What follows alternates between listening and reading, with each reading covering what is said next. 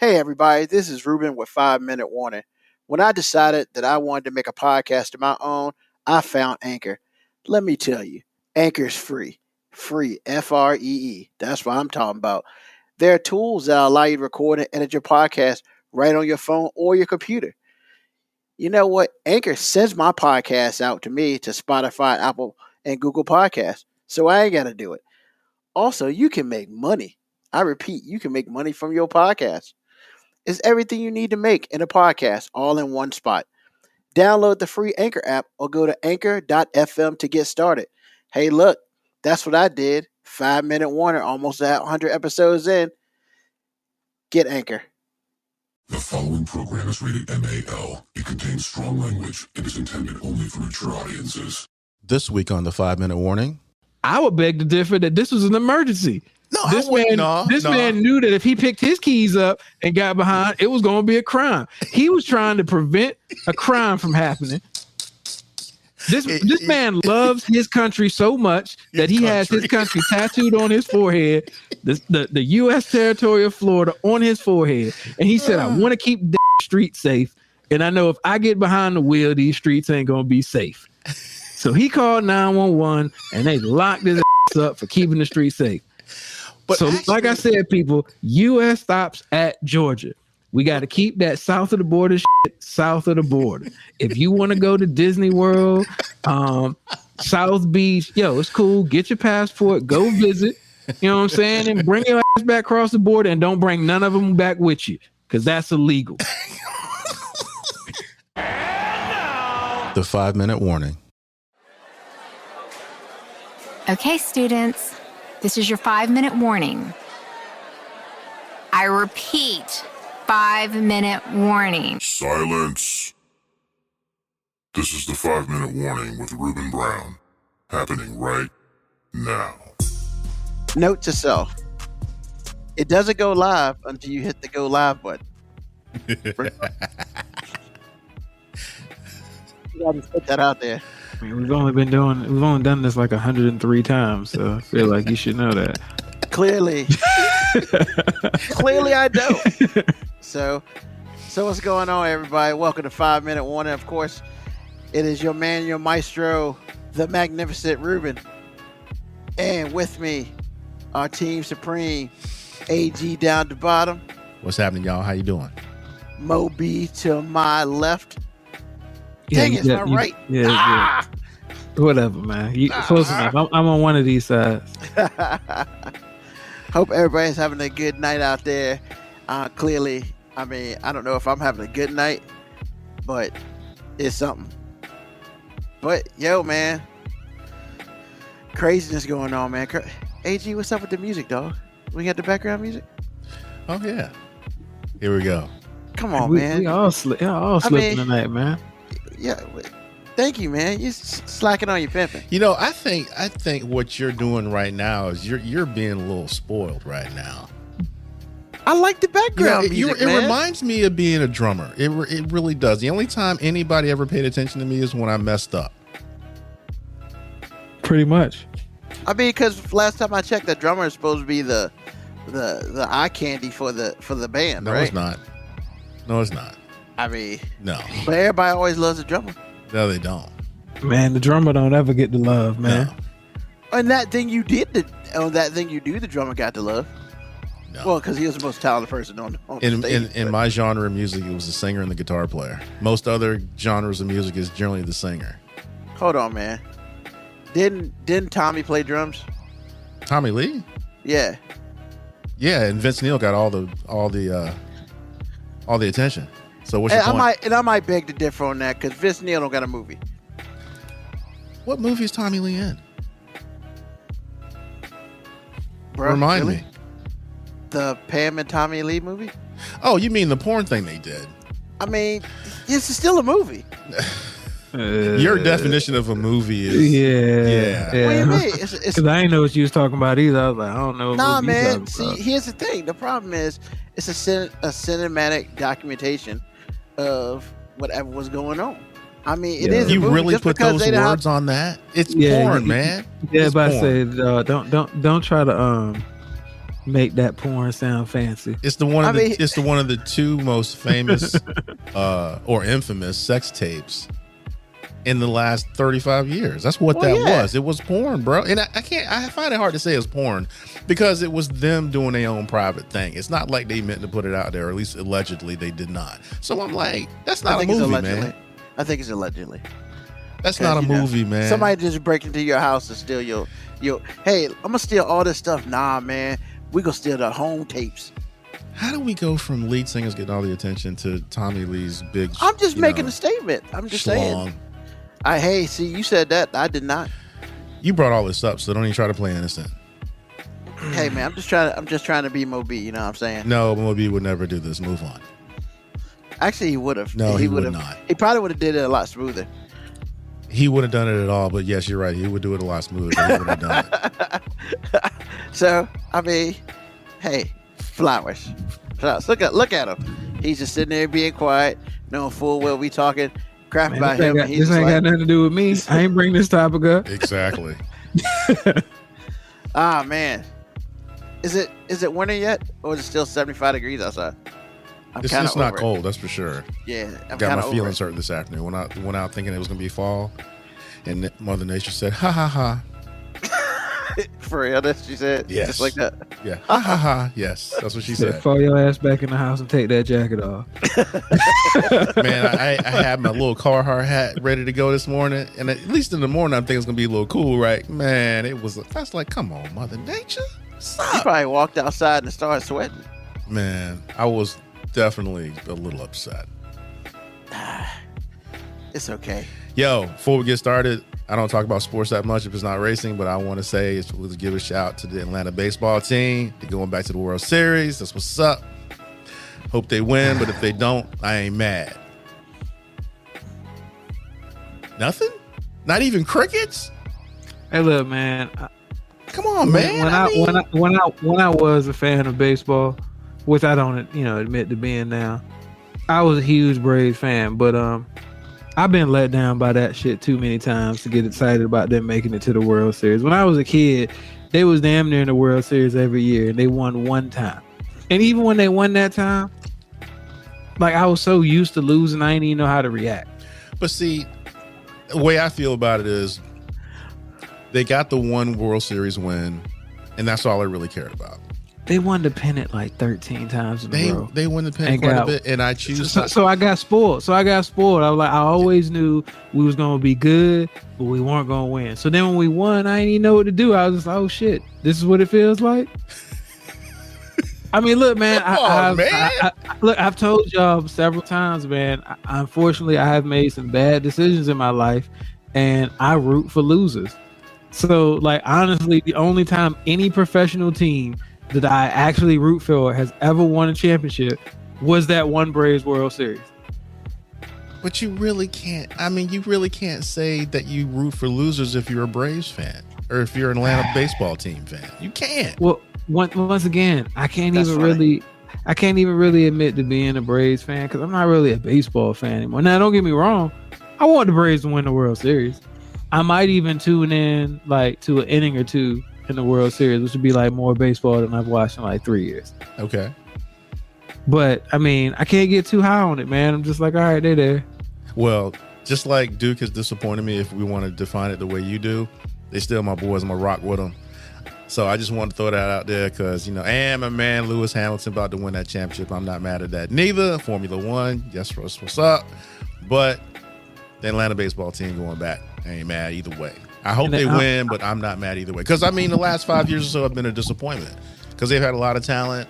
And then the last half of this season, they made a trade. That's what's up.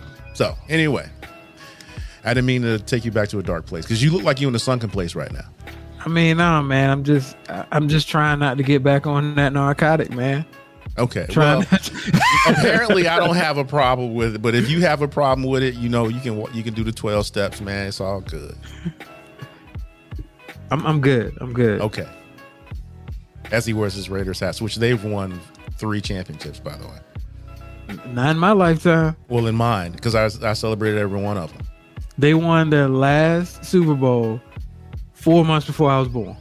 Well, all I'm saying is I was a Cowboys fan. I am a Cowboys fan, but my first team for real was the Raiders, because the game I decided to watch was them winning Super Bowl against the Vikings. So I have an affinity for them. So I won't call them losers because they've won too many times. Have they been disappointing in the last 20? Sure, they have. And moving back and forth, yeah, that's not cool either. However, they are not losers. I appreciate that. He said, I appreciate that. I appreciate that. But it's just not working. Nah, man, look, I love the Raiders, man. So I don't mind saying they lose. It's because they've had a losing record most of my life. That's probably true. That's probably true. I still rock with them. Okay. Understood. But I've said my piece. It's what I wanted to shout out. So, I mean, as far as the baseball thing, sometimes you got to dance with the devil in the pale moonlight. And I hate the Astros with a passion. I hate the Braves with a passion. But I hate the Astros more. How you hate the Braves, man? Like, how can you hate the Braves? What they do? Do they remind you all the time? Do they remind you of like the Cowboys because they're like I've never been a Braves fan. Recognizable baseball team, or one of them. I've never been a Braves fan. I've just never been a Braves fan. Right, I've never been a lot of fans, but I don't hate nobody. I mean, why do you hate the Braves? So yeah, maybe it's too strong of a word. Maybe hate's too strong a word for them. Well, for you, it's not really. It's I say, no, AG, you know this dude ain't got no middle ground. Exactly. You're like a switch, bro. You're either on or off, and it's like you spend a lot of time being on. He either rides with that team all the way, or he hates them and their existence. Well, I just think. How do you hate Greg Maddux, man? How do you hate that dude? I don't hate the existence of the Braves. Now the Astros, yeah, you best believe that. Like if all those Astros dudes just blew up. Well, I wouldn't go that far, but I would say they have more to lose than the Braves do, because they have, in my mind, now y'all tell me I'm wrong or not, but in my mind, they have to win this one to make themselves legitimate, because all I can see when I see the Astros is y'all cheated. That's all I can see. I mean, I'm not saying that they weren't talented, because they were, and they did play really well. However, man, those cats are. Those cats. I like. Don't be definitive on that once a cheater, always a cheater stuff, Ruben, because you'll sound like a hypocrite. I mean, probably. But why would he be a hypocrite? Because he had no problem rocking with the Yankees when they had all them people doing that stab up.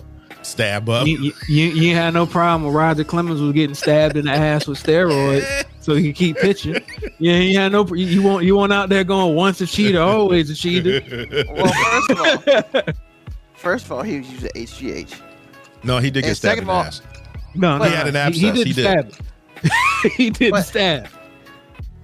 But I'm saying, man, I don't want to hear nothing about your asses, man. It's cool. We good. Exactly. We good, man. Like I said, I just didn't want you to down that hill talking about once a cheater, always a cheater. Man. And when you ain't got no problem rooting for them as long as they wearing the jersey that you prefer.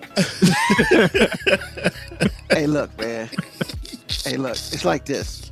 There weren't no rules against that back in the day. Number one. They kind of were, man. No, actually, I'm glad he said that, because technically what the Astros did, there were no rules against that as well. Correct. So I mean, you're just digging your own hole, man. I'm just saying, don't be a hypocrite, man. Just say, I don't like the Astros. The end. Don't try to justify it. So what the Astros did was more baseball etiquette then? It wasn't really cheating? Yeah. Wow, I didn't realize that. I'm not really, I was kind of all that. Okay, it's illegal to video or film signs, which they were not. They had somebody posted up looking at the signs, and once they figured out the signs, then they had somebody beating on the drums a certain amount of time to let the hitter know what pitch. There was no rule against that. It's foul. You're right. There is no written rule. I didn't realize that. So how can you take anything away from them if that's the case? But the unwritten rule of baseball is you don't steal signs. That is an unwritten rule of baseball, and which is a dumb rule, because if a pitcher is tipping his pitches, it's okay. if you pick up on something, it's okay. But if your man's out in the outfield realizes that every time they do that combination, it's an outside fastball, and you hit a drum, oh shit, we gotta stop this, put an end to this. Like, yo, baseball is just a clown sport, man. The unwritten rules of baseball make it a clown sport. I agree with that. I 100% agree with that, because look, man, there shouldn't be unwritten rules. They're the rules or not, and that's it. There is no gray for that. And see, that's why I feel and I agree with Mo B. There are times when baseball is a clown sport. However, I mean, I ain't gonna lie, man. They beat my Yankees with that BS. So it's whatever. I mean, but when it's all said and done, if you wanted me to pick a winner, I mean, in my heart of hearts, I mean, I kind of hope they don't have the World Series, and that's it. But I can't choose that. So if I gotta choose, I gotta go Braves, because the Houston Astros are the worst team in baseball. I'm not a fan, and I mean, that is what it is. You know, there's some people who love them and think, yeah, it's the greatest stuff ever, and they cheated and they're gonna get caught and blah blah blah and all that. Yeah. Allegations that you can't prove. Exactly. But you're still bitter because the Yankees lost. Man, Yep. ain't y'all bought enough World Series where you can let that one slide, man? You know what I'm saying? You gotta be able to let that one slide, as many as y'all done paid for. Nah. I mean, because when it's all said and done, man, you need return with your investment. Bro, y'all got plenty of return on y'all investment, man. Nah, man. It's either championship or bust in the Yankee world, baby. It ain't like this year, bust.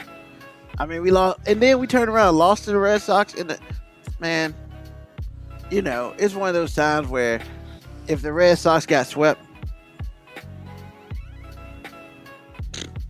I mean, I ain't gonna be sad. Yeah, we gotta get off this baseball topic, because I can't listen to Ruben. That's fine. And hit. So, Moco Cowboy, never been a Braves fan? No. Did not watch TBS. I mean, just because they tried to force feed it to me, that don't mean I should automatically be a Braves fan. And yes, TBS still force feeds that crap to everybody, but there's just more channels to watch now. He likes real baseball teams that buy all the most expensive players and make it work. Yeah, because that's what he did, like, later 90s. But Jeter was not bought. He was drafted. So you got one. One. The whole, what are you talking about, man? That first, the World Series team that Jeter, the first one he was on, was all like homegrown, man, except for a couple, but nothing like all homegrown except for a couple. Because nobody's got all homegrown team that wins anything. Let's just be honest. I mean, that's true. That is legit. You can say that, but the Braves in the 90s were all homegrown. And how many series did they win? Oh, so like I said, you said won anything. They won the pennant 13 times. Like, y'all tried to make that a point earlier for me.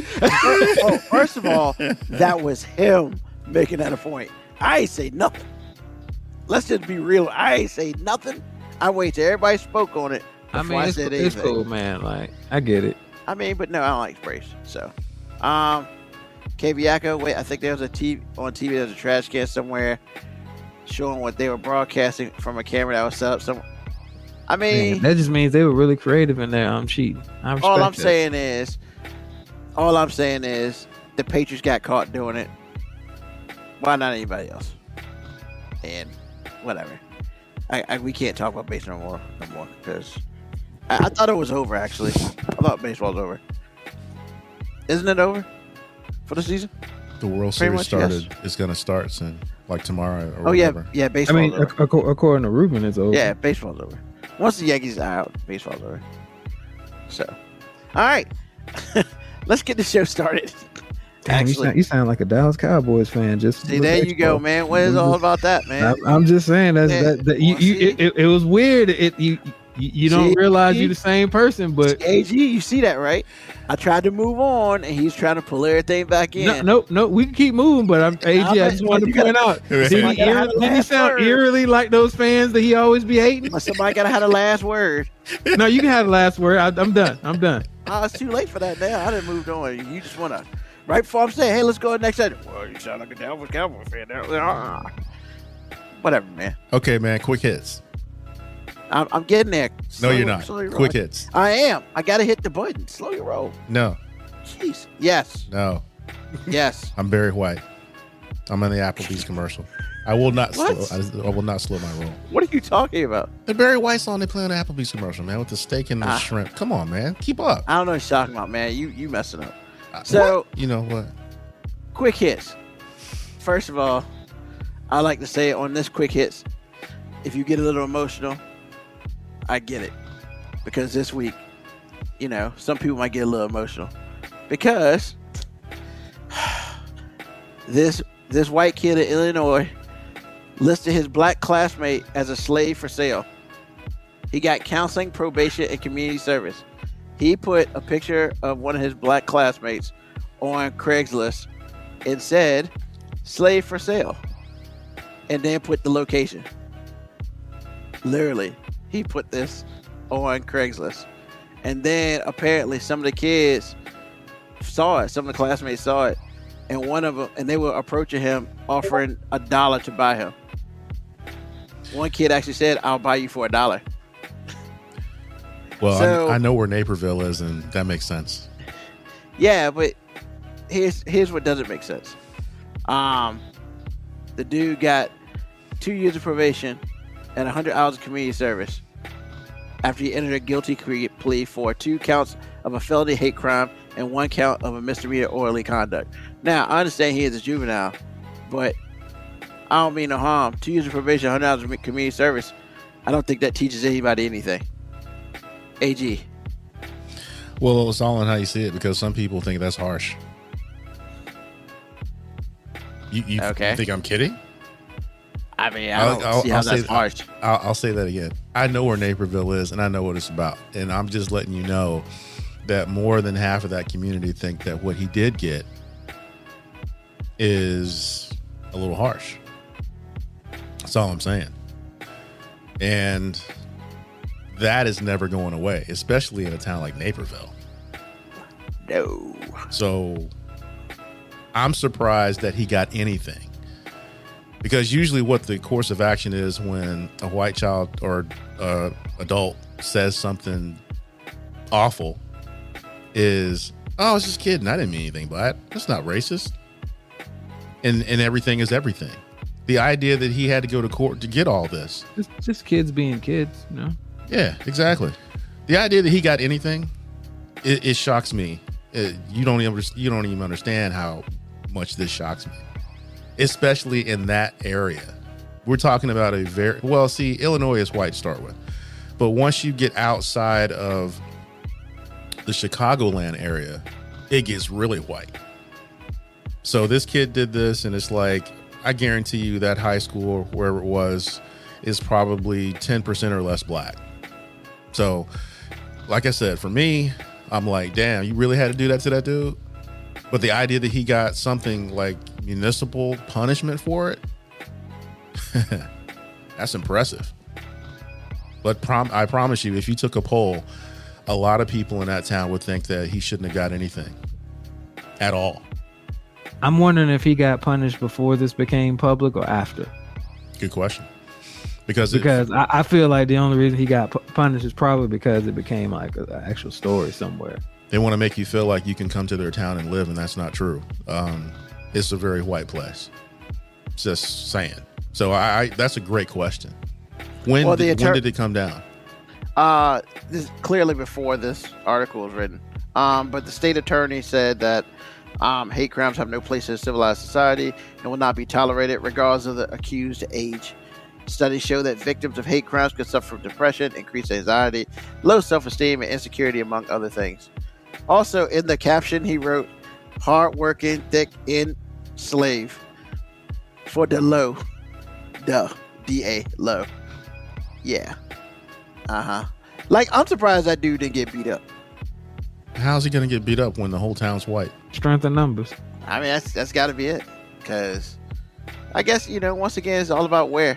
This ain't Petersburg, man. That's true. Yeah, it's not where you have some confidence going into a fight thinking that whoever wins, there is no retribution. If this kid goes after the kid that did this to him, he going to jail. And then the mom said that at the time, the two boys were once close friends. Oh, wow. All right. I believe that. He just figured out that he can't trust nobody. Well, you could until the kid figures out he's white and that means certain things. I'm just saying things change over time. All right. It's like when you find out you pretty and your girlfriend that you used to be best friends with ain't, and then you rock with another crowd and she don't. Same thing. Yeah, man. let's go. Well, that is too, but that's life. Yeah. Happens in every high school. I don't know about that, but no, it happens in every high school, man. You got friends. Oh, I meant the Craigslist thing. Oh no, I'm talking about like what AG was talking about. It happens in every high school. Oh yeah, man. yeah. Everybody's got a spot. All of a sudden, a couple girls, hit that puberty train and get a couple extra curves and realize that they the pretty girls and some of their friends ain't. Gotta leave them behind. That's right. All right, and so the next thing we'll talk about very quickly: Floyd Mayweather's kid about to go to jail for stabbing somebody. She stabbed NBA young boy's baby mama. So she stabbed her. She had two knives in her hand, and the girl approached her and she stabbed her with both knives. And yeah, this happened in 2000, but the trial's gonna be in February 2022. You said it happened in 2000. Yeah, April 2000. But it happened that long ago. But with court and all that stuff, I guess it happened 20 years ago. How is that even possible? No, 20. I said 2020. Oh, I thought that's why I asked. I'm like, you said April 20. I was like, what? I said 2020, man. All right, got you. All right. What? I was confused, man. I was like, people weren't even born when that shit happened. So yeah, I guess because NBA YoungBoy has got a kid with her too, and then I guess she was like, "Well, we together." Stop. I'm just saying, money can't buy you class. I mean, look at her dad, man. I mean, at least he ain't gonna stab nobody. I mean, yeah, we don't know that. We don't know. Yeah, that. I mean, but I'm not even talking about that, man. Like, I mean, look, I have nothing against Floyd, but I mean, he's not exactly the poster child of class. Yeah. You know what I'm saying? Like, he's got money. I would never take away his business acumen or anything, but I mean, he carries himself like an ass clown too. So I mean, I don't expect this kid to like outgrow him. Yeah, but NBA YoungBoy's in jail too, so I guess she's trying to join him because he's been locked up on federal weapon charges. Good gravy. Okay. I mean, yeah, and you got kids like, yeah. What does NBA stand for, Moby? Never broke again. Yeah. Yes. I thought I was looking for him like on ESPN or something. That's my boy. NBA YoungBoy. And one more thing I really want to go over because yeah, we gotta go over this. So in January 2020, a 10-year-old girl drew something, and a parent complained about a sketch that her and the other students had drawn in response to another student bullying the girl or whatever. And so the police, she's 10. So the police came and arrested her. They interrogated her and arrested her, including handcuffing her. They handcuffed her with excessive force, arrested her without probable cause, and transported her to the police station, all without letting the young girl see or speak with her mother. So now, I don't know a ton about stuff, but I didn't realize, unless the kid's like a psychopath, a sociopath or something, like I didn't realize you could just handcuff kids, especially if they just drew something. Like, I didn't think that was a thing, but clearly here it was in Hawaii. And so, so they're, of course apparently the girl's black. She's a student of color. She's 10. So, and then the cops didn't treat, her or her mom right and all this other stuff. But I mean, Mo B, you the one who got kids, man. Other than you being in jail after you heard about this, because you would have went and took care of business by yourself.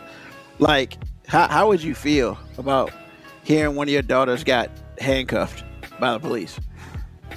I'm gonna surprise you on this. I don't know if I'd have went off the rails like that, just because I don't really expect to get better treatment from the police. So, I mean, as angry as I would be, like, I wouldn't be so surprised or shocked. I mean, studies have shown that, I mean, no matter how young or innocent looking a victim is, when you add pigmentation to them, police get threatened. So, I mean, that 10-year-old probably looked like a 32-year-old killer to the police officer. So, I mean, it sounds bad. I'm not anti-police or anything, but I'm just not shocked by dumbass cops. I'm just not. AG? I mean, he ain't wrong. I don't know. I mean, because eventually I'll get back to this article after I finish talking about what I'm gonna talk about today. But we just got finished talking about little kids getting arrested for nothing. The story I was talking about was literally for nothing. What? I don't know. I mean, if I got arrested for every picture I drew in school, I would just be a felon for real. I would still be in jail. So I'm like, but that's what we're doing right now. Anything that we can do to find new and more effective ways to keep brown people in line, I think that's what we're doing. Or at least it feels that way to me. I could be wrong because I haven't spent a lot of time trying to prove this.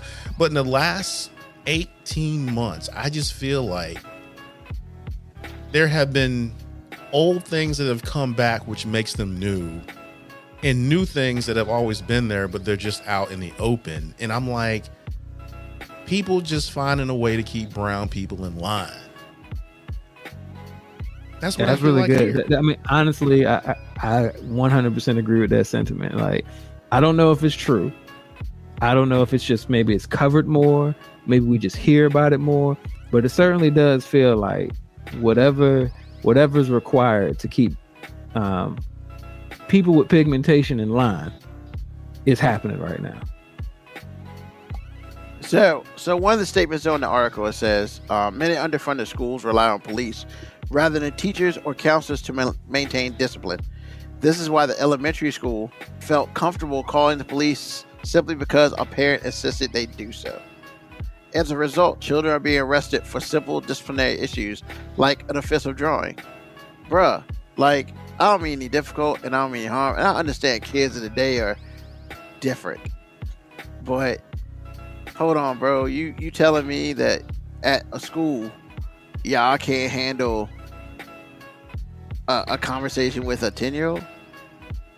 Like, you got to call the police because you don't have the ability to have a conversation with a 10-year-old and ask them to either sit down or whatever. And I'm just kind of like, why are you teaching? Because, like, I would think as a teacher, you would need to command some sort of respect from regardless of the age that you teach. But if you can't control a room of 10-year-olds, plus you probably have at least one or two aides there with, like, I don't understand. And it's not like they were fighting. They drew a picture. Chain reaction, man. So all because a parent said you need to call the cops on her. Like, first of all, I didn't realize they took orders from parents. Oh, they absolutely do. And that's why I was about to say chain reaction. So what's happening is the things that schools fear the most right now is lawsuits. So a quick way to make sure that you, the school, have to have no responsibility in what happens after the fact is call the police. Because now it's the police. So if the police show up and handcuff them, hey, that's the police. If police come up and escalate a situation as opposed to de-escalating, hey, it's the police. Like, and then school can fall behind the, hey, we were just doing, we're trying to make sure everybody in our school is safe. We want, if a parent felt like, this is the correct action, we want to make sure that parent feels like their child is in safe hands. It's just Gab just put it, simple redirecting fix. That's all it is. It's just basically the school saying, hey, blame somebody else. which is a problem that parents have created. Honestly, like it's a problem that parents have created. Like schools now absolutely work for the parents, not for the kids. And now, you said, well, they're doing this so they don't get a lawsuit. Guess what you got now? A lawsuit. But guess what's going to happen? They're going to say like, hey, it's in our protocol to let police handle these disciplinary situations in the interest of safety for our students. So even though the school's going to fall back on a lawsuit, all they're going to do is deflect. They're going to be like, hey, we just trying to protect. We got to protect all of our students. Yeah, and I understand that, and I guess the situation now is going to be, yes, there is going to be so the thing you tried to avoid is going to happen, probably worse now because you got the ACLU involved, and God knows, like they're not worried about getting sued. They're worried about losing a lawsuit. They're gonna get sued, but they're not gonna lose this lawsuit. Well, they're not gonna lose it if the attorney is smart. And I don't know if he is or not, but that whole pain and suffering situation very much applies in this case. Good luck, man. I mean, you have way more confidence in that than me. Good luck. I don't think that the school itself, but I mean the school system will pay, which means the city wouldn't pay, and it's Honolulu, so it's not like they poor. If you think so, I don't see it going down that way. I hope you're right. I actually hope you're right. I just don't see it going down that way. There's a reason that schools have started to let police do more stuff within their schools. And it's because schools can now fall under the whole we got to keep the school safe. I mean, yeah, I think it's interesting that this is the way we're going, because to me it sounds problematic, but it is problematic. We're not saying that it's problematic. We're just letting you know what's really happening. No.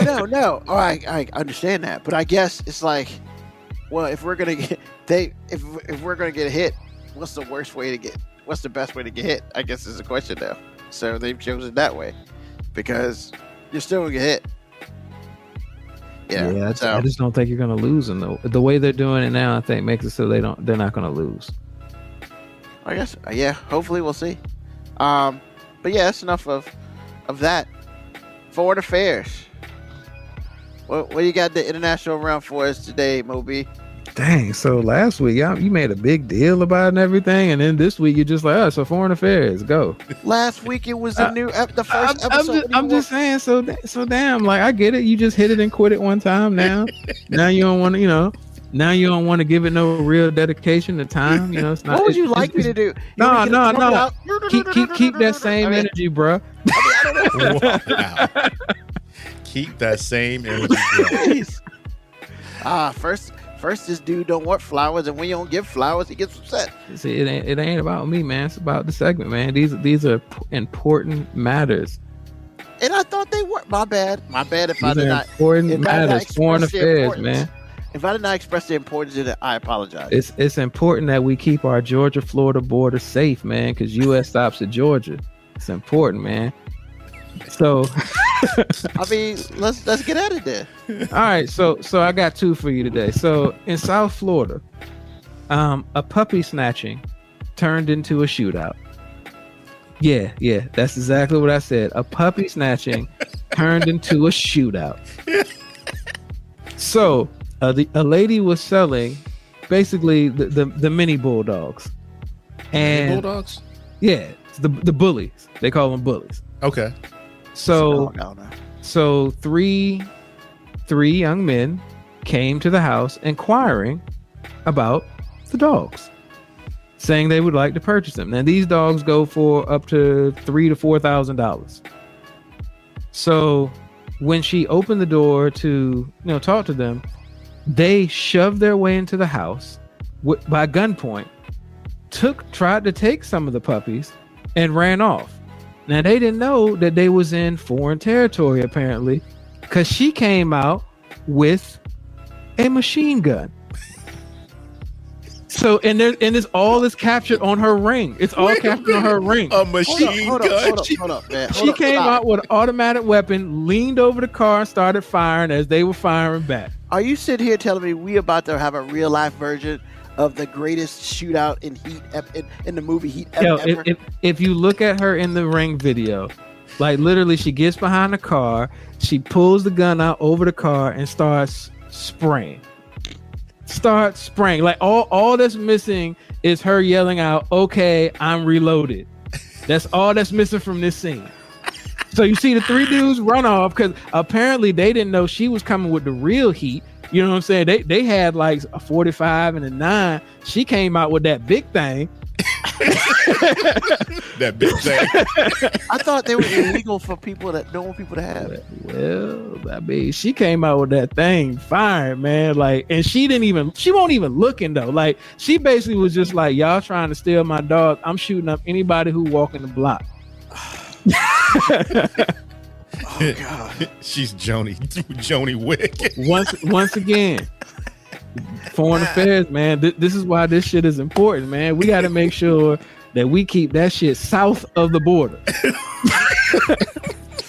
She is officially the GOAT, man. Yo. Just Gab 26 like, oh, she the realest. Yo, I posted the story in Discord, Ruben. If you could, it's a Miami Herald thing, so sometimes they don't let you get into the website. But if you can post that story, literally, it's all captured on Ring Video, man. And she comes out and she just starts busting that thing. Man. And that's not even the most Florida story I'm about to tell y'all. The block is hot. The block is hot. I'm just saying, man. Like, so all you people who actually live in the real United States, man, you know, y'all got to realize that, man, we are fortunate to be up in the upper 49. We are fortunate. Upper 49. We are fortunate. Hold on, man. Wait a minute. Yakko is like, I really hope she was covered in that snow. Oh, you ain't see that one? That was funny. Okay, I reloaded. I mean, look, literally, when y'all take some time and watch this video, it is priceless to see her come out with that big thing as they run away, and she just reaches over the hood of the car and just starts spraying. Wow. So, last foreign affairs story. So, oh my God. Oh, you watching it? See, oh my God. Told you she came out with that thing. She won't playing.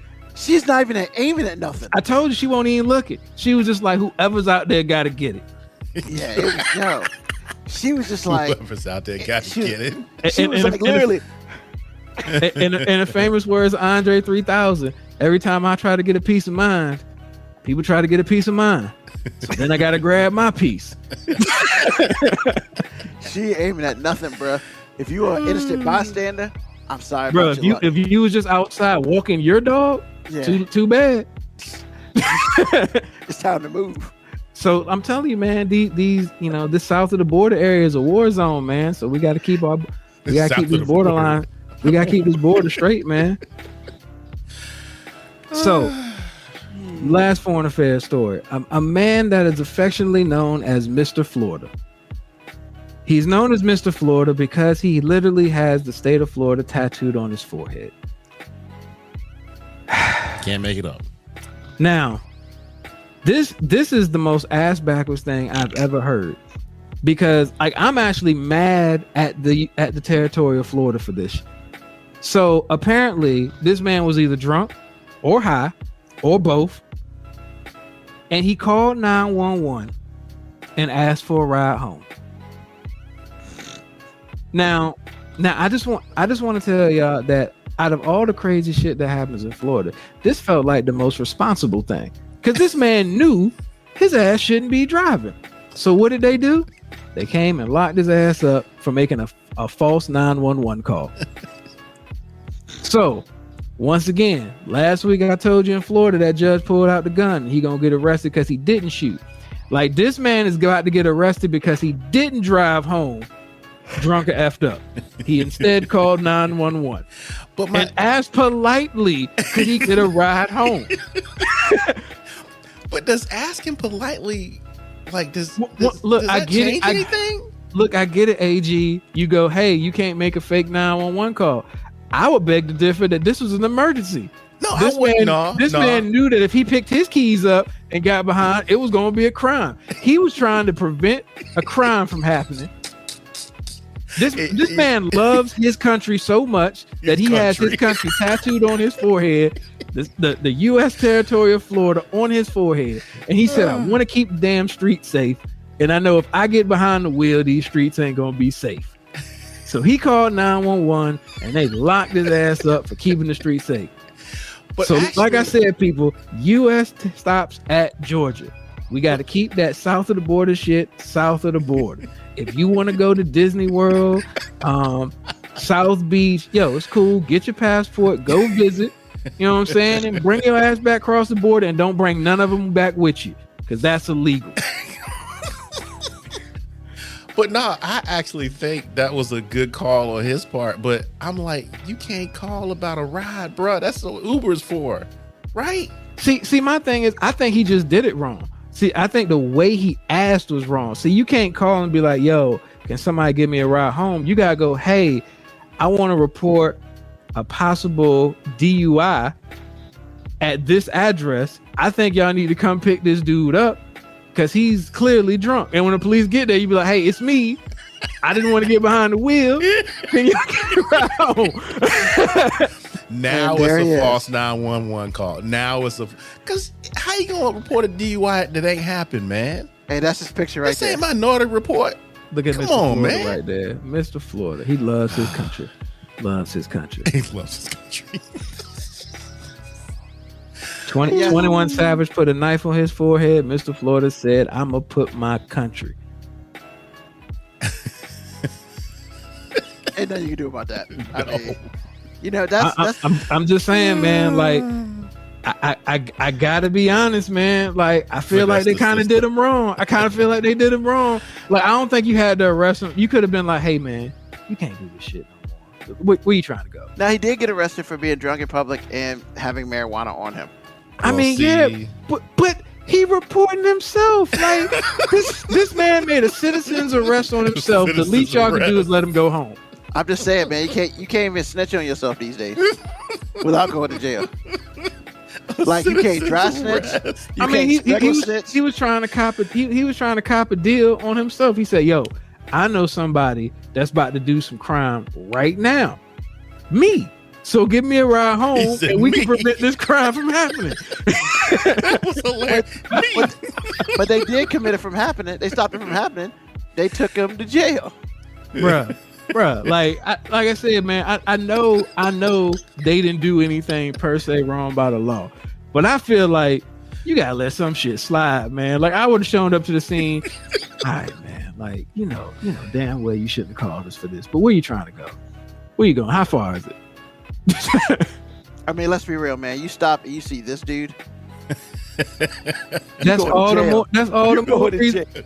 more reason for y'all to send him home, man. You go to jail. Because if you dumb enough to put the Florida on your forehead, I can't leave you to your own devices. Hey, look, man. That man loves his country. Kebiako, he should have asked for immunity first. Should have called the crime line. I mean, where's the crime dog when you need him? Oh my God, McGruff. Y'all killing me, man.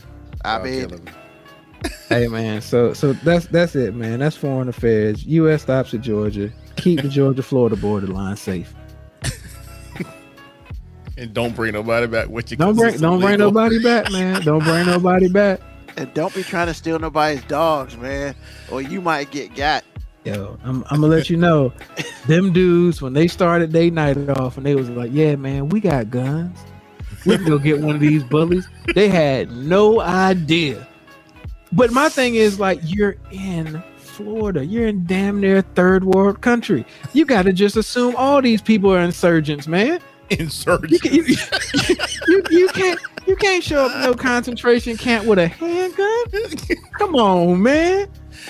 I'm just, you know what I'm really mad at about that? I'm mad that the CBS station, CBS Miami, I'm mad they put that on their Twitter account with the video. That's the only thing I'm mad about. That's where you found it? Wow. Okay. No, it was an article, but like the first thing is the Twitter account. But that's video from her own ring home. Yeah, she gave that up because so first of all, these dudes showed up, saw the ring security system, No mask, nothing. They just like, yo, we just gonna, steal these dogs. What's the worst that can happen? And then that thing came out, and you can see them running, and it was like, oh shit, this is.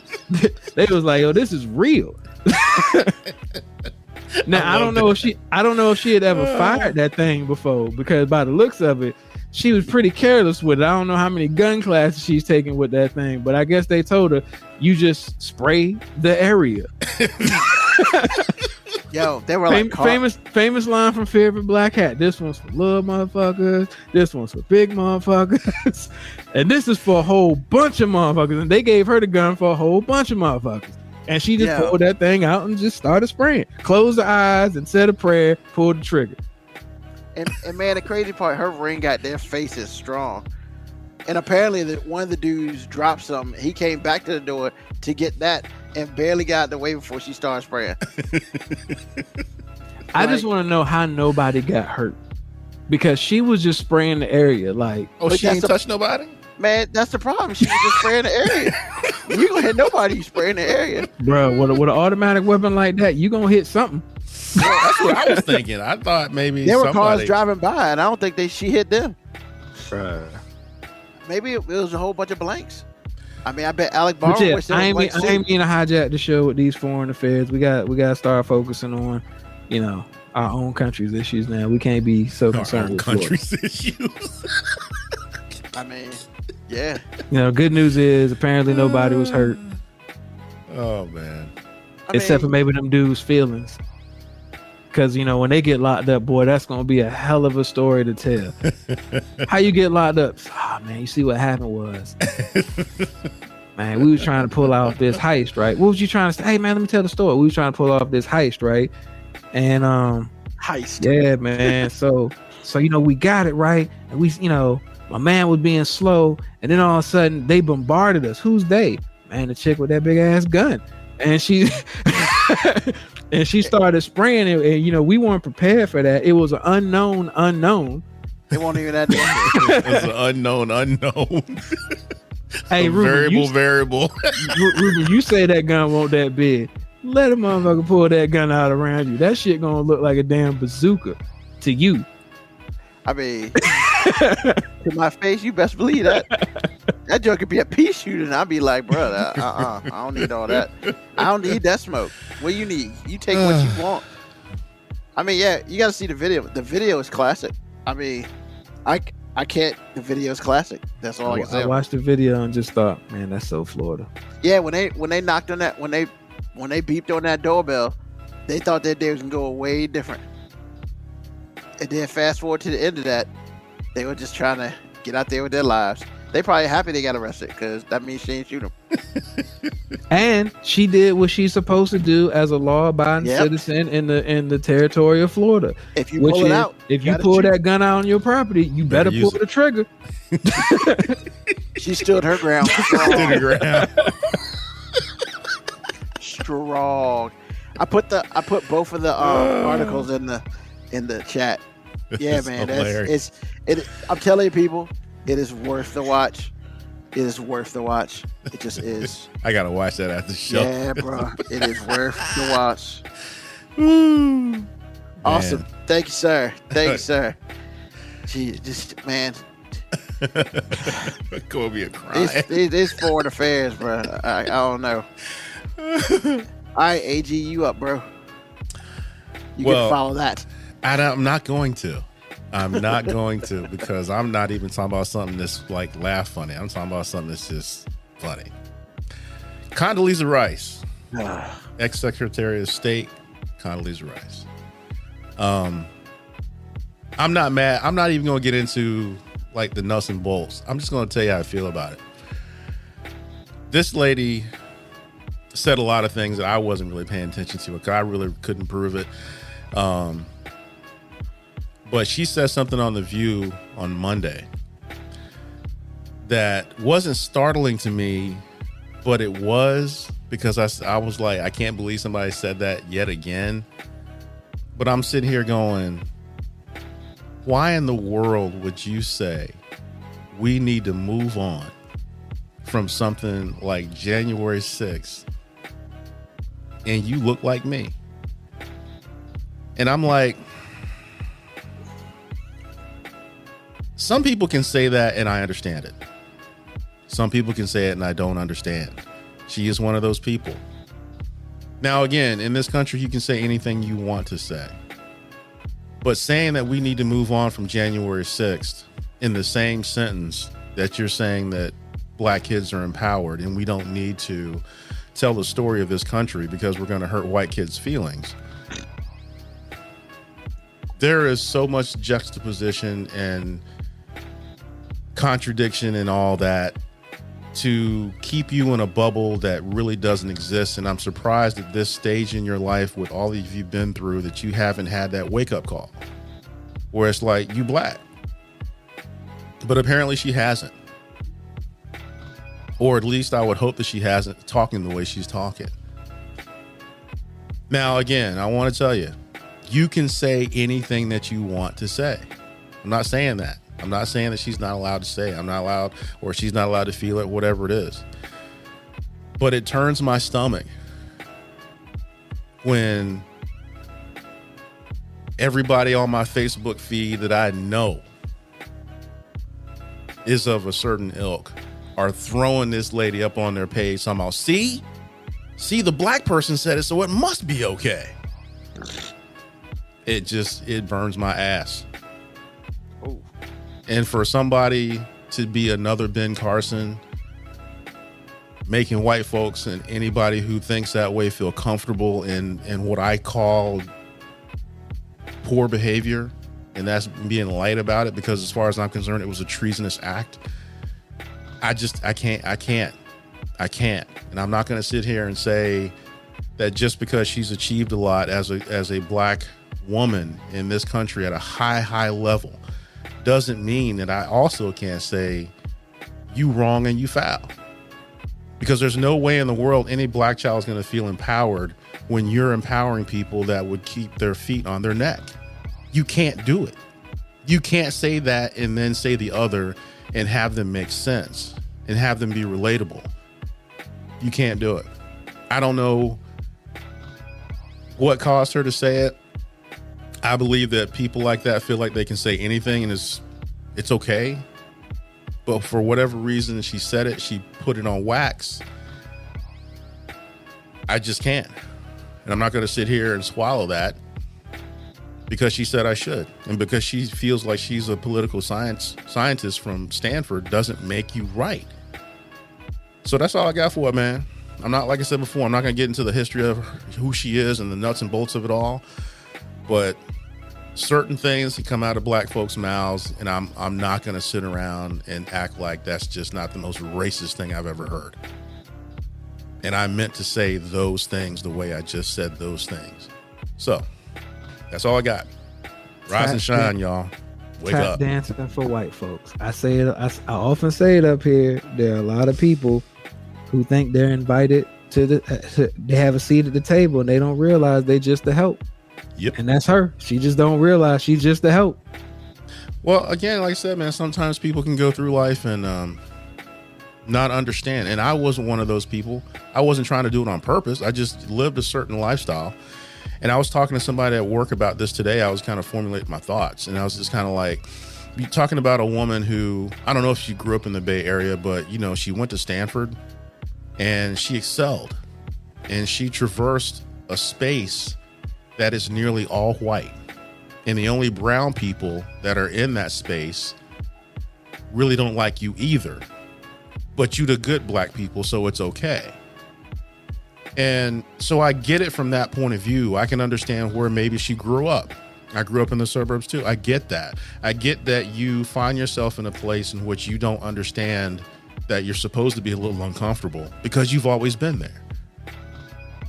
But when you get to the age where you've had certain triggers and you've seen certain things and you start putting things together, you're 16, 17, 18 years old, and you start to formulate and you formulate who you are as a person, but then you start to formulate who you are with respect to that black skin you have.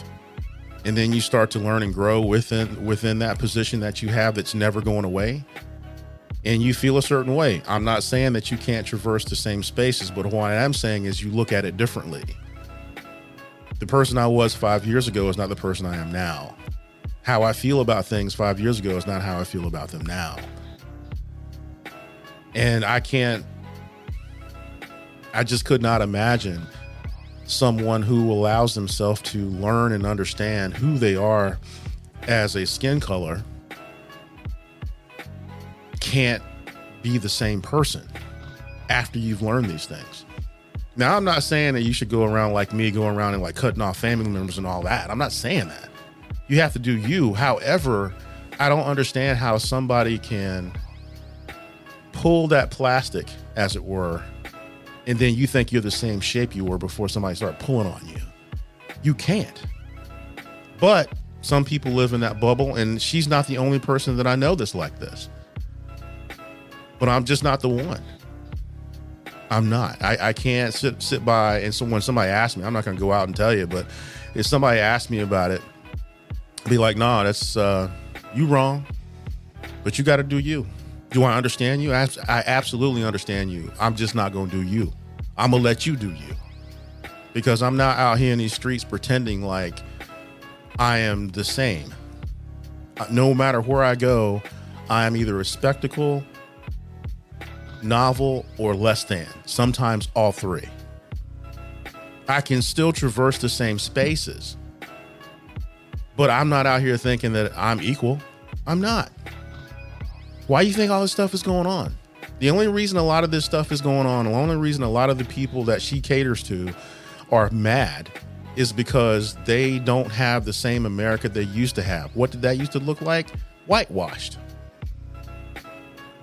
So now that it's not whitewashed anymore, now that people are saying some stuff and they brown, they black, whatever it is, some people have a problem. They wanted to go back to 30 years ago. It's not going back there, and they're pissed off. Why do you think Trump got elected? All these things are not unrelated. So I'm just saying, Condoleezza, anybody like her, you're not helping. Not that you're trying to help, but, you know, as far as I'm concerned, you're not helping. Because they just putting you out there like, see, we got her out here, and, you know, when she colored, and she can see that we don't need the critical race theory. See, the colored one says it too. She does not sound she doesn't sound unlike my mother-in-law would, something she would say. I'm like, come on, man, it's everywhere.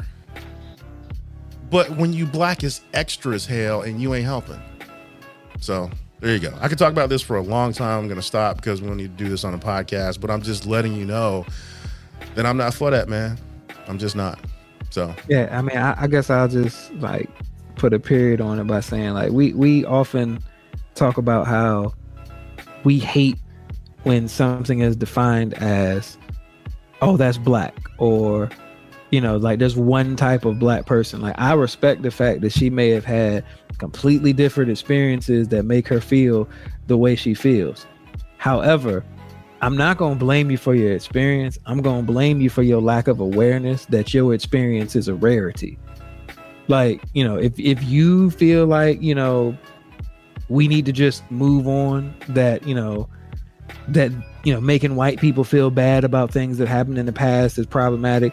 Those are your feelings, but you're lacking awareness of the reality, which is most black people have not experienced the experiences that you have from the position that you have.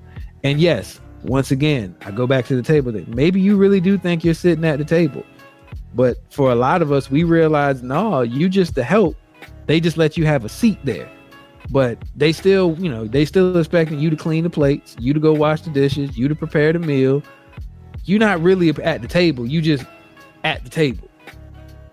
And that's what I'll diss her for. Like, no, like, I'm not trying to take anything away from her accomplishments or anything, but man, that was a horrible reading of the temperature in the room.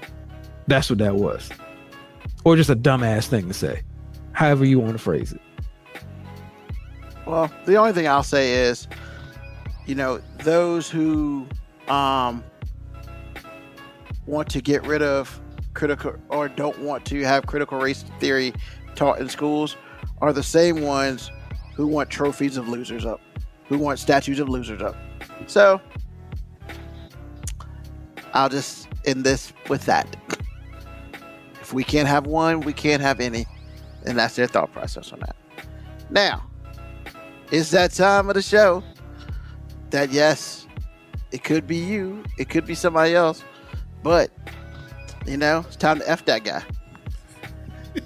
So, man, I don't know if you gotta say pause or something after you phrase it like that. Like, why? Okay. All right, is that cool? We good now? Yeah, man. All right, appreciate it. So this happened in 2019. A daycare owner was recently sentenced to 6 years in prison. Now, she had a daycare called the Play Mountain Place facility in Colorado Springs. All right. So she had, you know, if you have a daycare, you have to have a license for most daycares. And of course, her license says she can have 6 kids. You know, it's just what it was. I don't know details, none of that crap. But she got 6 years in jail.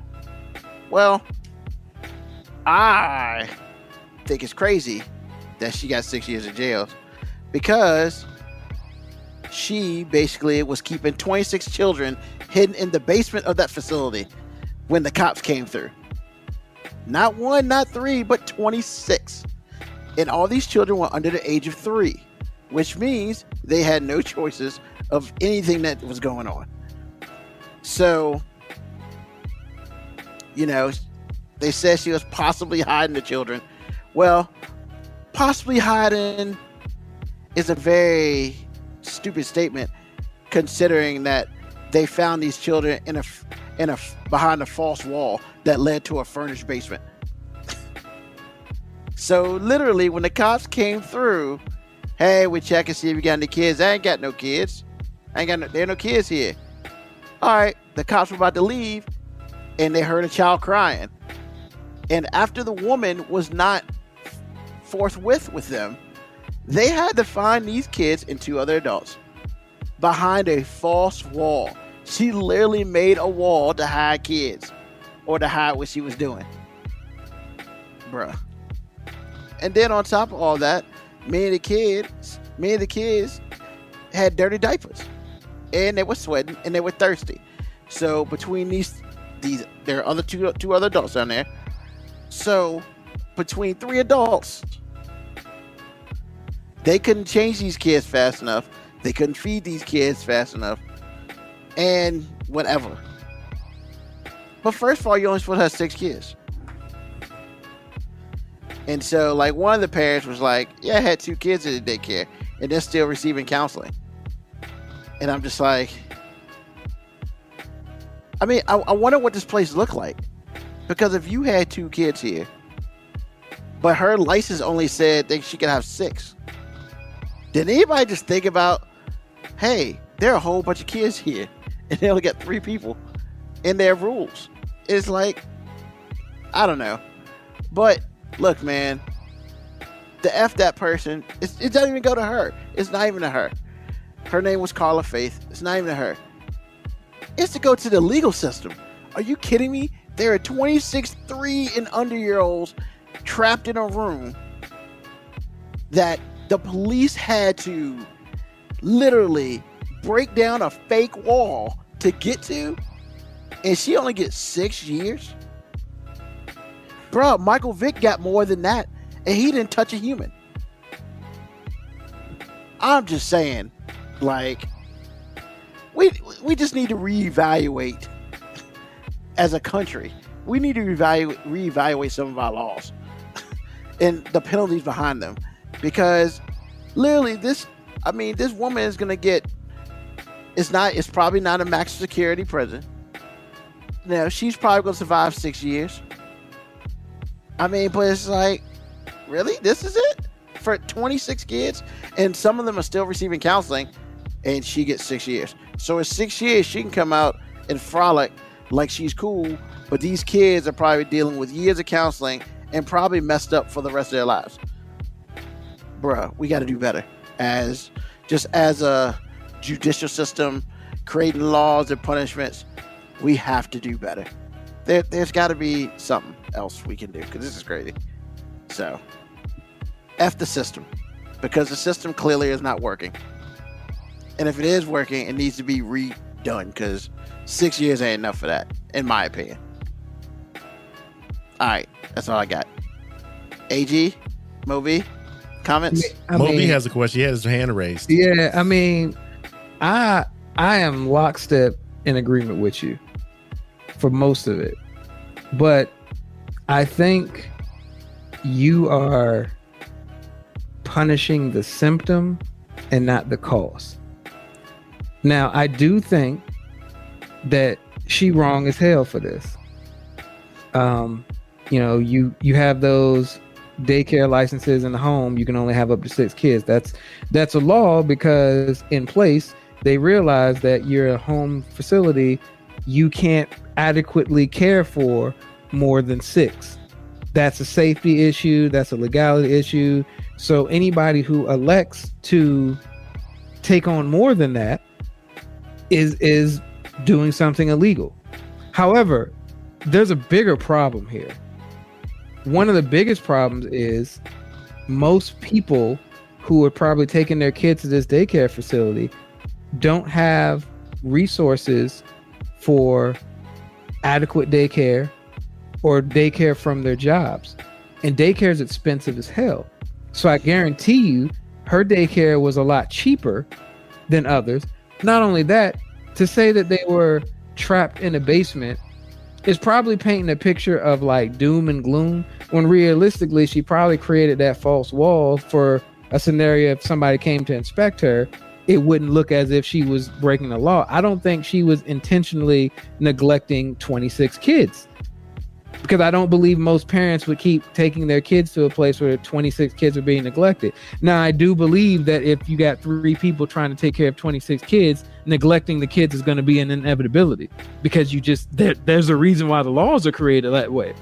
But the bigger root cause of this issue is most people who don't live at a certain level of means cannot afford real daycare, because that shit's expensive. As somebody who has 2 and had to pay, like I was paying mortgage payments for daycare. So I'm not disagreeing with you, F you, because like I said, she made the choice to realize that, hey, I'm only allowed to have 6, but I can have 26, and with 26 kids, I don't even have to take the full daycare rates, and I can still be killing it. Because if other places are charging $200 a week for daycare, I can charge $100 because I got 26 kids, and I'm banking. And now can I actually take care of 26 kids? Hell no.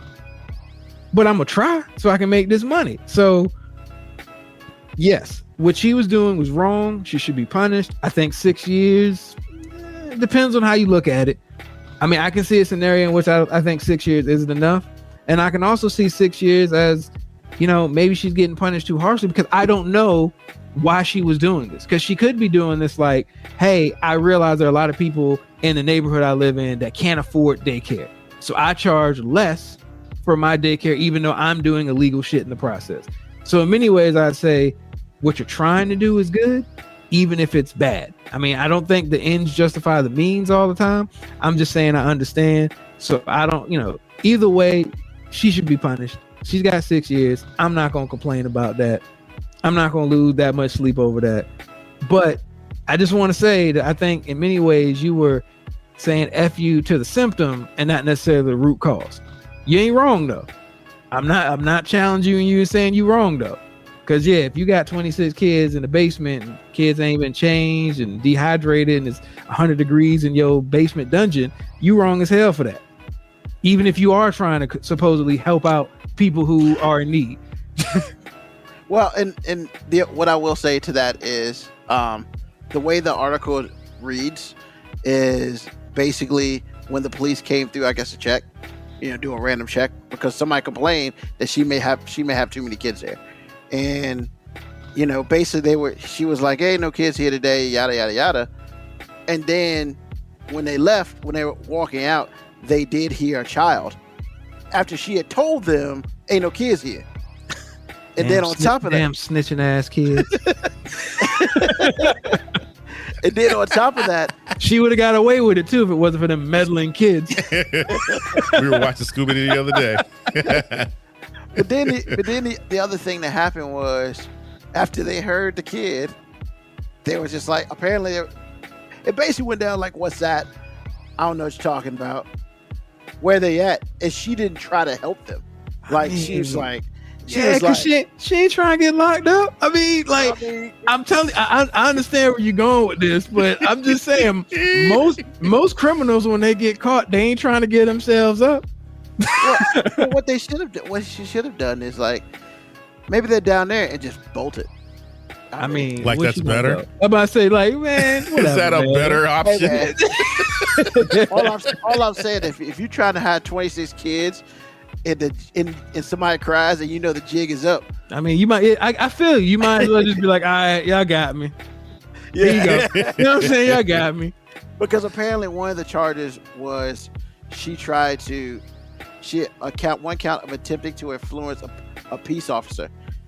They did not go into detail of what that was about, because I looked like 3 times. I mean, she probably tried to give him some money. I mean, she probably had some she probably had cash on hand, because she damn sure ain't documenting all these people. That's called a bribe. I thought she was trying to give away something else. No. I think she was probably bribing them, because you gotta think she ain't documenting all these kids.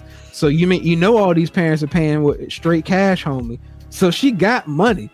You know what I'm saying? So she probably went in the shoebox and was like, hey, look, can you make this go away? You know what I'm saying? Can you make this go away? And I mean, the other thing is, it is in Colorado Springs. I don't know if they have poor areas in Colorado Springs. Man, the poor areas everywhere. But I do know that Colorado, but they didn't the more say expensive where it was. the area is, the more expensive the daycare is. Yeah, but now you best believe Beverly Hills daycare is way different. Than Petersburg, Virginia daycare price. But if you can afford to live there, you can afford to pay for daycare. That is not that you're speaking like somebody who's never had to pay daycare, bro. You're right. I'm telling you, I've lived in a lot of places that I could afford, and then once I had these kids, I was like, shit, I don't know if we can afford, living there and these kids. Like, we might have to stay where the daycare is. And then on top of that, they didn't take care of the kids. So as far as I'm concerned, it's like, you don't take care of the kids. Like, if all the kids were cool, I'd probably feel a little bit. No, I wouldn't. But I wouldn't be so hard on her. But the kids were all like wet and stuff and looked like diapers. They had no drink. Once again, 3 adults, 26 kids, neglect, and inevitability. It's an inevitability. They don't get a lot of oxygen up there. You're right about that. And they were in the basement, locked up. You might as well put chains on them. Moby called it a dungeon. That's pretty much what they said it was, man. They had a dungeon with a fake wall. She that put was a fake hilarious. wall in a dungeon. I mean, hey, you would have be out here talking about, maybe it was, nah. She put a fake wall in. I was done with that. When I saw fake wall, I was like, really? Like, that means you trying to lie. I mean, once again, how many criminals out there trying to get caught, bro? Like, she knew what she was certified to have there. That false wall was there for a reason. It won't there because she wanted to keep the kids in the basement. It was there because she wanted to keep her ass out of jail. Man, undo them kids. Awesome. Well, let's see what's going on here. Dre's former roommate lives in Colorado. Hopefully the kids wasn't there, because that'd be real messed up.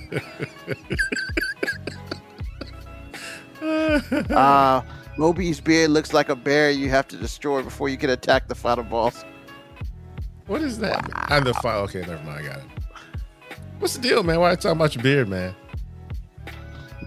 Colorado Springs is the Florida of Colorado. Yeah. Wow, that's cold. That's cold. Man, Colorado Springs got Pikes Peak, man. That's cold.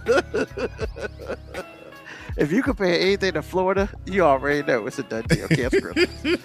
Because they got dungeons for kids. See, if this was in Florida, we'd be like... Is Moby trying to talk? Does he not know his mic is? Yeah, you're muted, bro. Yo, I don't even know how I got muted, man. Oh, because I thought you did it on purpose. Then you started talking. Nah, they didn't want to hear what I had to say. Hey, man, but it's very poignant. If this was in Florida, none of us would have been like, that's Florida. true. That is true. We would have been, we wouldn't question it at all. That's true. It's the signature look. Just Gab. It's the signature look. Hey, actually, if that was Florida and this story was happening, she might have came out the basement with that thing and started spraying. I told you won't no kids here. I'm sorry. We just want to take one. All right. So, question of the day. What do you really, next week is Halloween. Yes. For all intents and purposes. And next week's the 31st of August, so it's Halloween. Yeah, October? Yeah. So, what do you really think of Halloween? What's your true opinion of Halloween? Moby, like, what's your opinion of it? Of the day itself, like the purpose and all that jazz. I'm just not into it. You know what I'm saying? Like, were you into it as a child? Nah, I mean, maybe when I was a little kid, the idea of like putting a costume on something, but I think that probably ended when I was like 8. You know what I'm saying? I just never really was into Halloween. And like, honestly, as an adult, when I see other adults get really into Halloween, I have to do my best not to like judge them. Cause I'm just like, what are you so excited about Halloween for? Somebody giving you candy? And like, now I get it. Just speaking freely here, I get it. A lot of women take Halloween as a day where they can dress slutty and get, and, you know, it's okay. And a lot of, you know, I mean, am I wrong? From what I understand, you're not. I mean, but I mean, look, I'm not really into the whole costume and trick or treating and thing. And I have kids who are absolutely into that shit. So yes, I will be out here faking like I'm absolutely into that shit. But like, it does nothing for me. It never has, even as a kid. I mean, and also I wasn't really a big candy eater as a kid, so even more reason for why I was never really all that into it. But I mean, like, I don't have any hate for Halloween. You know what I'm saying? Like, you know, people enjoy it. People enjoy dressing up as something else or somebody else or something else. It just is what it is. It just does nothing for me. All right, AG. Well, I don't know, kind of on the same path as Mo B, but at the same time, when I was a kid, it was cool because, and the only cool thing about it to me was I love getting that candy. Oh my goodness, I used to get a not trash bag, but a grocery bag full of candy. That was the only time of the year that I could just act a fool and just, it was cool. Because I remember going trick-or-treating one time, and I came back and I just emptied the bag on my bedroom floor, and I couldn't see my bedroom floor. I mean, you know, I had a little space, don't get me wrong, it wasn't like a huge bedroom, but what I'm saying is that was a lot of candy. It took me 4 days to eat that. That was some good stuff, man. Who's passing out weed gummies? That's so illegal to pass out to children. And you work with children, man. Hey, man, why you snitching? Come on, bro. You up here snitching like, whoa. We ain't supposed to be doing that. He has mentioned his job before on air. Yes, he has. You ain't got to go snitching on him. Just Gab 26, me. Well, Just Gab, you might have to post that address. I mean, no, Just Gab. You 12 packs of condoms. Okay. What color? I got the edibles. Man, what color? Start. What color is them gummies? All right. I got the edibles. So let me scroll back up. Got the hook up. Holler if you hear me. For real. Big Papa Pump. All right. So let's start back because it's been a lot of stuff going on. So Polar Nice is like Halloween. He hate that. Just Gab, next week's your birthday. Happy birthday early. Dre from VA Halloween experience COVID-19 on designated day once a year. When they dropping the ganja peeps. Yo, I just peeped that one. Yo, I was when they there. dropping them. Kamiako with the win. Exactly. Dre from VA, the best thing about Halloween, the next day candy is 50% off. That's True. fair. True. Hey, That Reese's peanut butter cups. Let's see who's passing out the weed gummies. Just Gas passing out the weed gummies. So I mean, And she's got edibles. I'm just saying, why don't you send something over to 5 minute warning? I mean, I ain't gonna do it. I want to see you high though. Never. The 12 packs of well, condoms. feel free to send them over here. Polo Nice is giving out 12 packs of condoms. Safe sex. You never know. These days, kids are having sex at like 8. So. I'm married, bro. I can do what I want to do. Well, I think we're talking about for the kids. I'm just letting you know. If we're talking about it for the kids, man, we talking about weed right now. So I'm just saying, really, for the kids. People He said, I got y'all. them, Just Gab 26. I got y'all. people gonna be bringing on digital scales to weigh their candy this year. Yeah.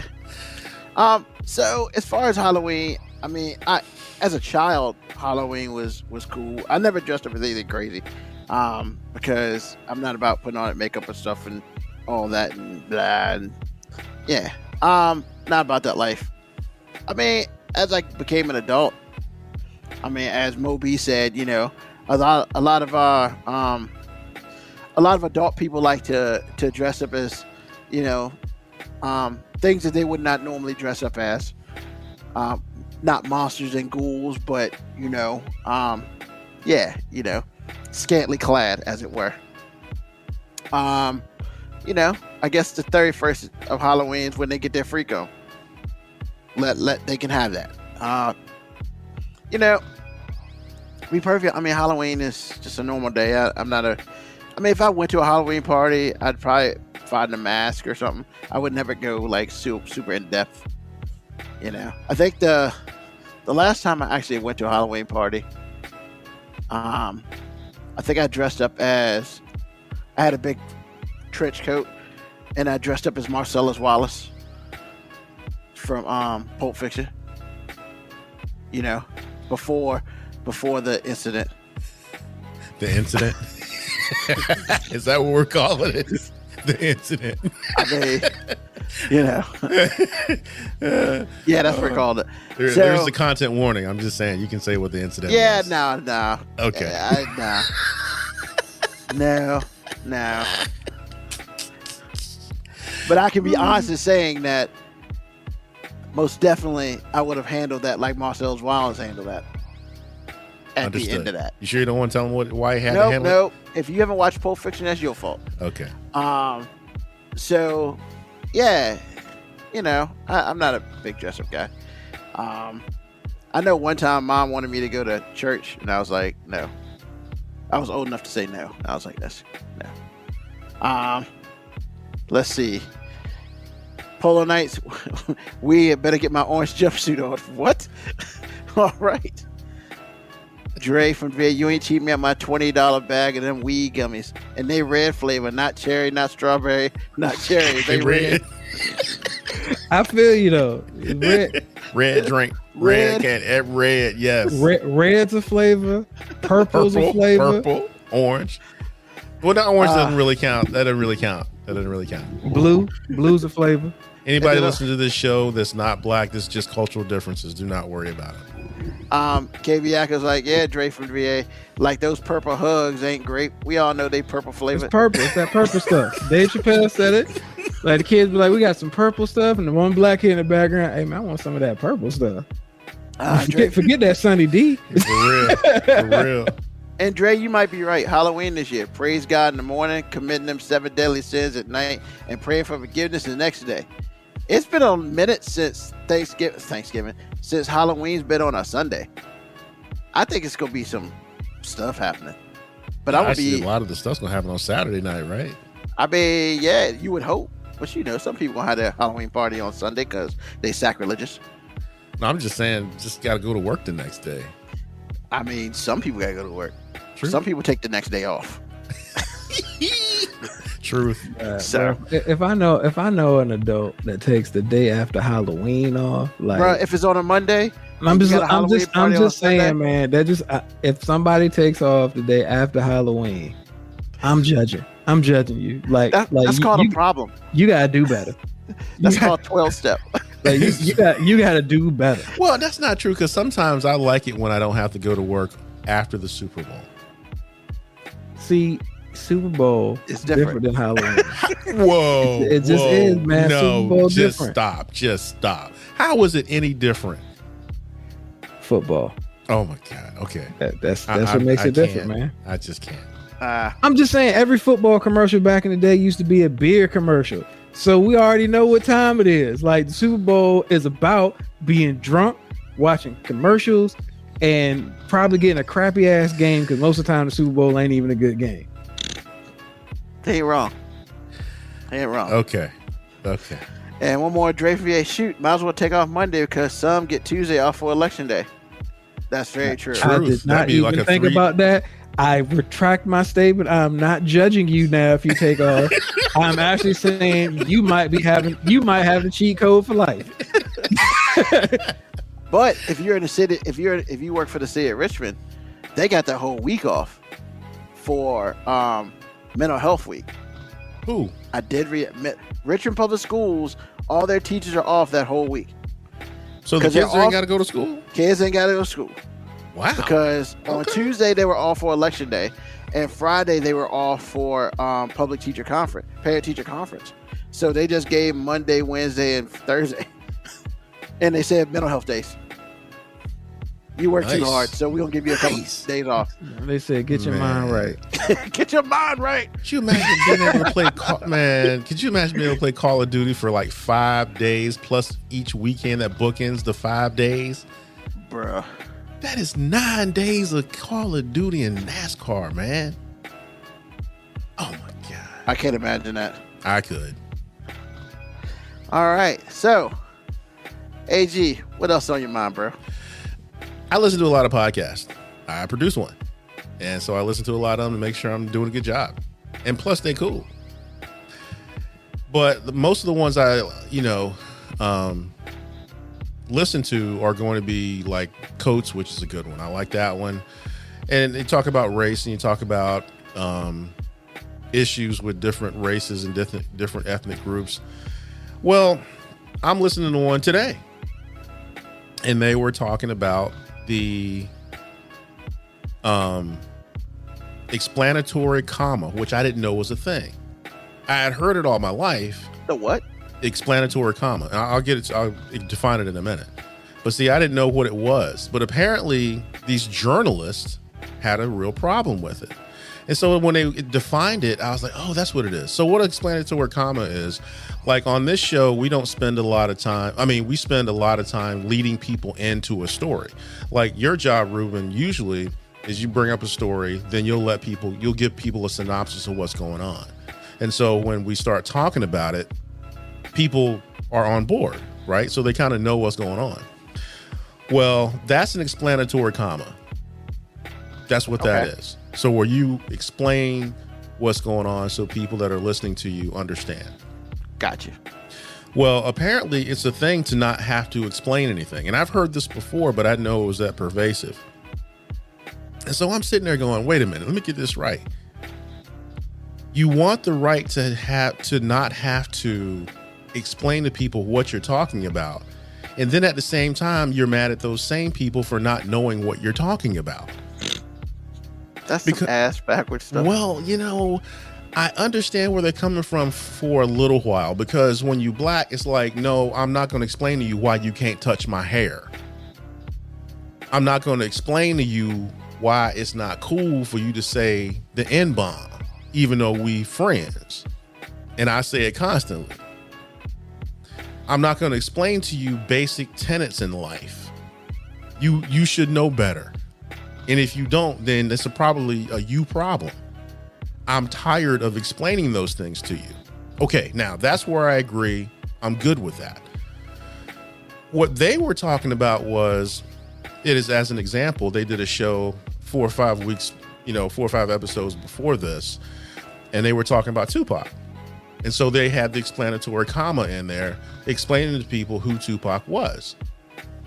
They were a little upset and resistant to do it because they were like, why should we have to explain Tupac? It's Tupac. Well, this is where we differ. Because first of all, you work for NPR. Most of your audience is not going to be who your audience should be. NPR is, it's NPR. Let's just say that. And everybody that should know Tupac, like myself, or looks like myself, looks like us, that doesn't mean we know who he is. We probably heard about him in passing or whatever it is, but it doesn't mean that we actually heard of these people. So if you don't want to explain things, you don't have to. But then don't get mad when people are lost and they move on, because in entertainment, if you don't make the experience easy, people work hard enough before they come to watch your show. They don't then want to work some more to go back to work the next day. They don't do that. If you don't make this show sound good, if you don't make the performance good, if you don't make whatever you're doing an easy, palatable, enjoyable experience for the consumer, you will lose your audience. Now, again, I will say this. Some things I get tired of explaining. I get that. Other things, if you want people to understand what your plight is or what your issue is, it is helpful if you just explain to them what you're talking about so they can have a chance to understand. I'm not talking about the people that don't care. I'm talking about the people that have a chance to care, but they just don't know. Or you can just not get mad when people don't know. It's just that simple. And what I'm really saying is you can't have it both ways. You cannot have it both ways. Every choice you make has a dark side and a light side. If you feel like you don't want to explain nothing, that's great. Don't be mad at me when I still don't know what the hell you're talking about. And that's what I got. I 100% agree. 100% agree. Moby? All right, well, normally I am probably seen as comic relief or contrarian guy, but what's on my mind today is Wesley Driver, aka Cortez. I know I've said several times that I'm from Georgia, but I became me in Portsmouth, Virginia, and a few days ago, one of my classmates, teammates, uptown Churchland, Portsmouth, Virginia legend, to anybody who's actually from there, Cortez passed away through complications from COVID. I'm not taking this time to make some principled stance on why people should be vaccinated, why people shouldn't be vaccinated.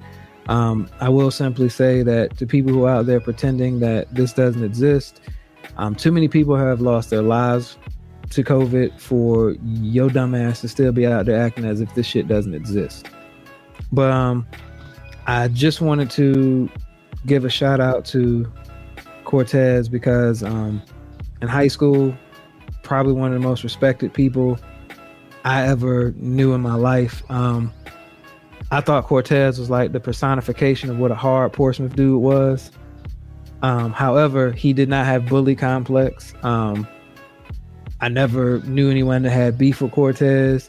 He was just a genuine Portsmouth guy who, all his friends loved him.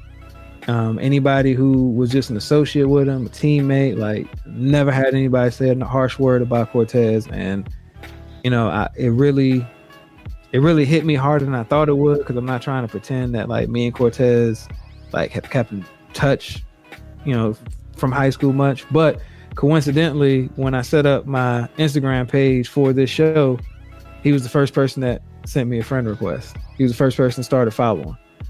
I hung out with some friends and drove through Portsmouth areas that I hadn't been in years. And, I just wanted to say, life is short.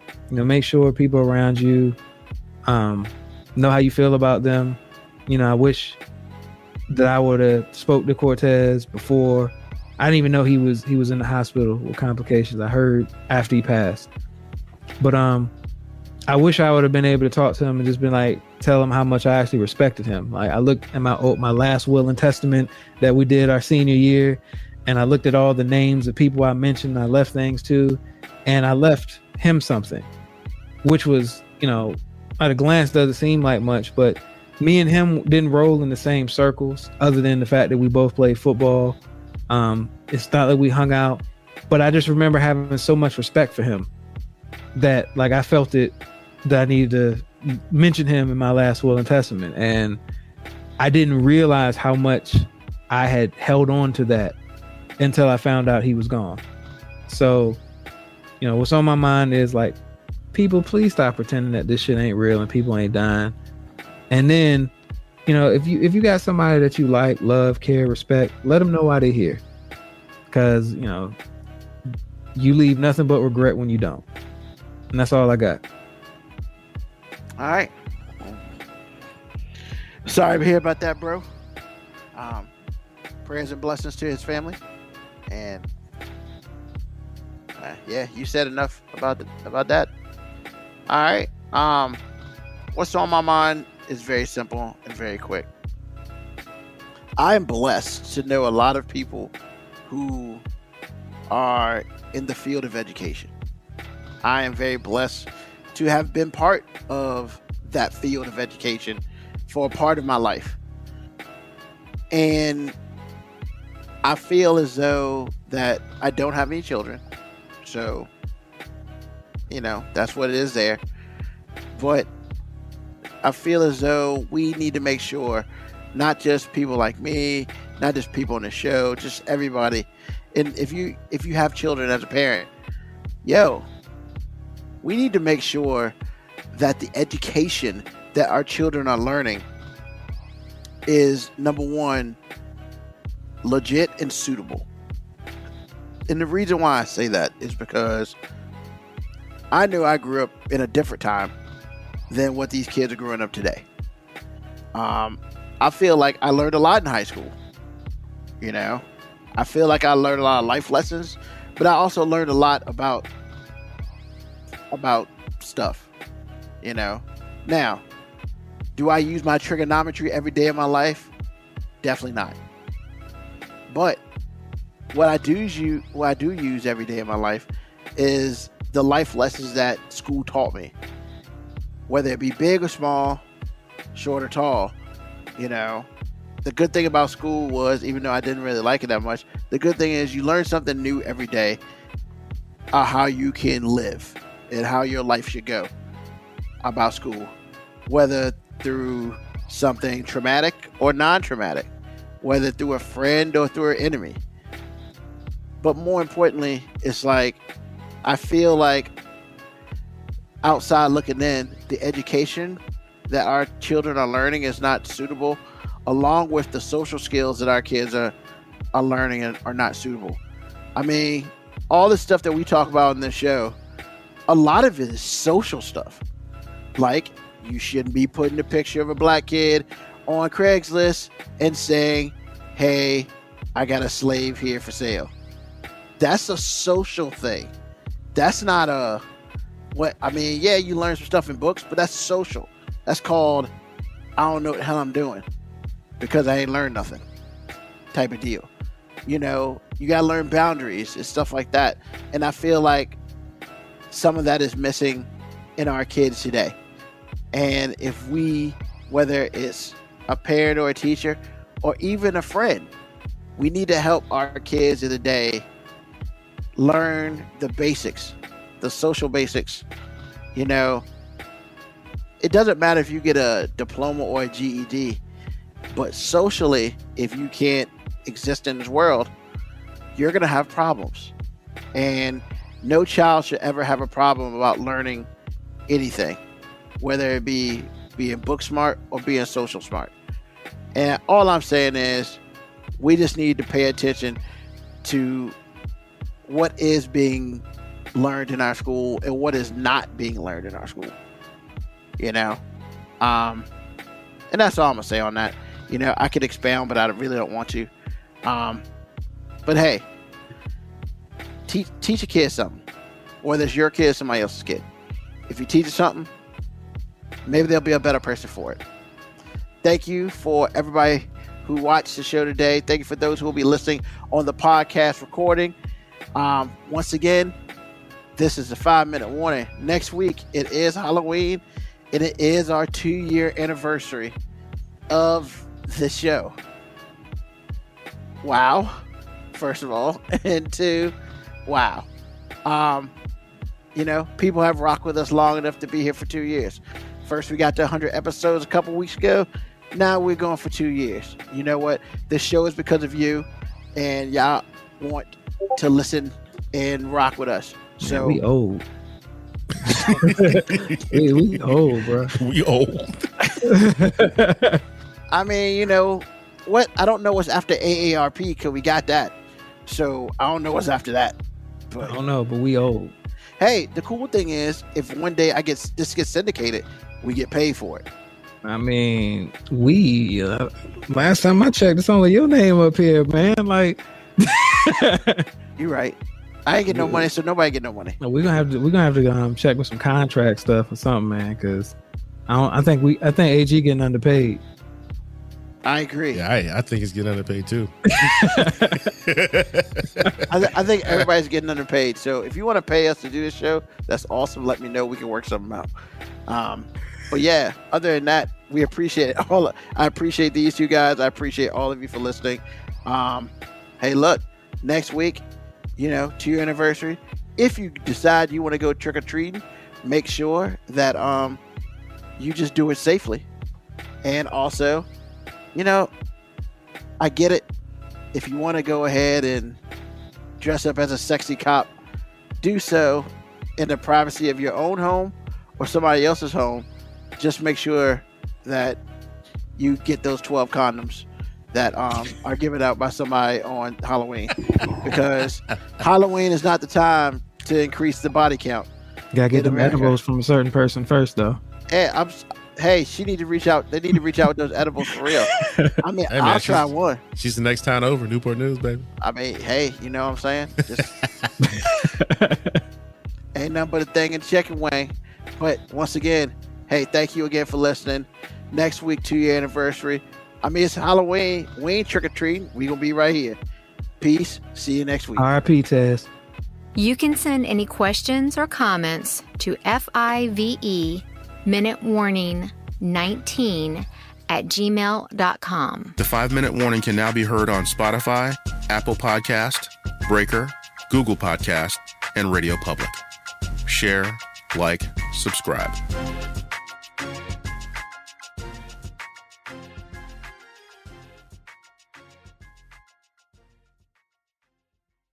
You've been listening to the 5-Minute Warning with Ruben Brown. Search 5-Minute Warning on the Spotify app. Peace.